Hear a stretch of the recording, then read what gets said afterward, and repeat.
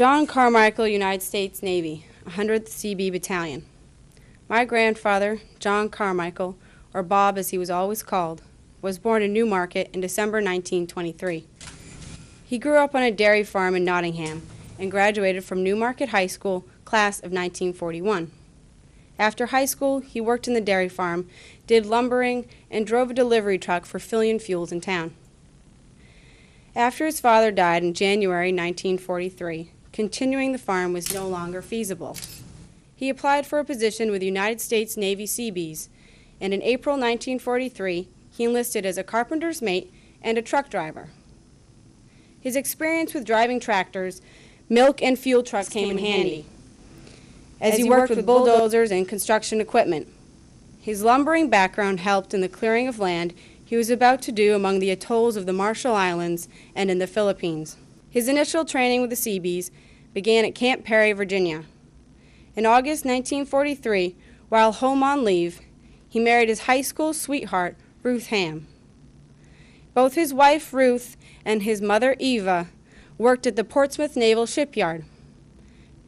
Ruth worked in the storeroom, and Eva, a petite woman, was the only female crane operator in the blacksmith shop. She kept her badges of each sub that she worked on. Bob was assigned to Camp Rousseau in California before being sent to help with the reconstruction of Pearl Harbor. While stationed at Pearl Harbor, he ran into his friend, Robert Lazelle from Newmarket. Later, while in the Pacific, my grandfather learned that his cousin, Billy Crawley, had been killed at Pearl Harbor in the West Lock disaster on May 21, 1944. From Pearl Harbor, Bob's Seabee unit, the 100th Construction Battalion, set out for codename Island X in the Marshall Islands, an unoccupied atoll named Majuro Island. Together with the first echelon of a Marine Defense Battalion, they arrived on February 1, 1944. The 100th Seabee Battalion would work throughout the Marshall Islands in the months that followed. These were islands covered with coral sand. They worked in a steamy and tropical climate to accomplish an incredible feat. In 3 months, they created a landing, staging, and refueling area, which was instrumental for the war in the Pacific.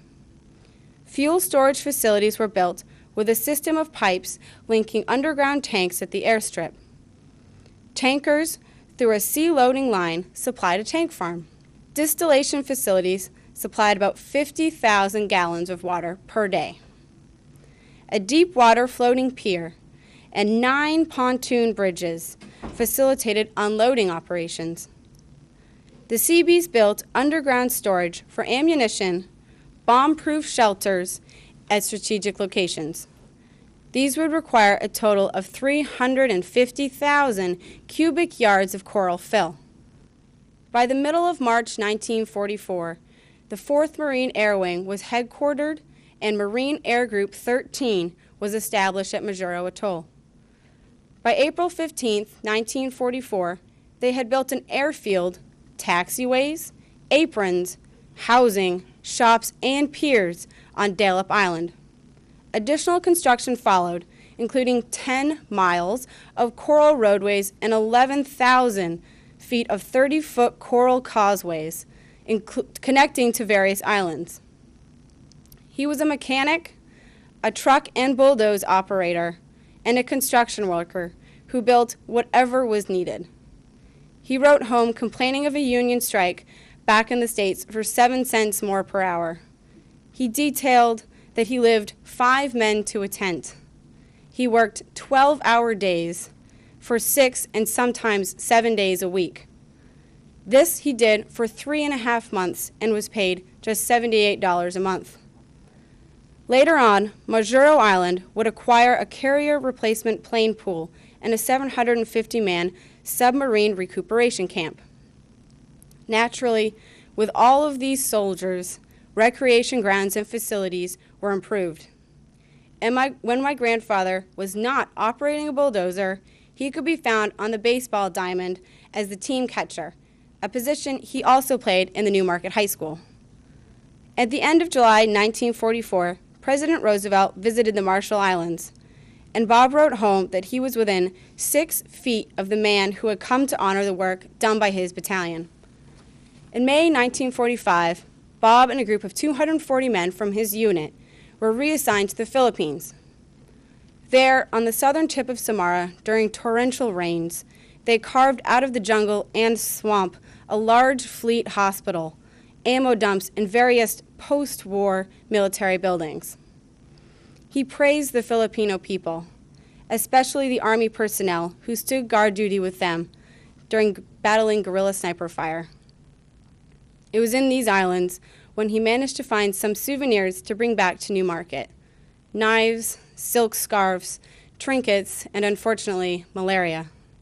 In December 1945, he took the train from Seattle back to Boston, where his family met him at the Exeter train station. My grandfather settled in Newmarket, where he raised his family. After the war, he worked construction, he was a lumberjack, and he was a town police officer. He then became a founding salesman for Bayside Distributing. Bob was also active in many town organizations: a past commander for the American Legion, sports leagues, youth groups, and the town water board. He died in 1965 and is buried at the Riverside Cemetery in Newmarket. Thank you.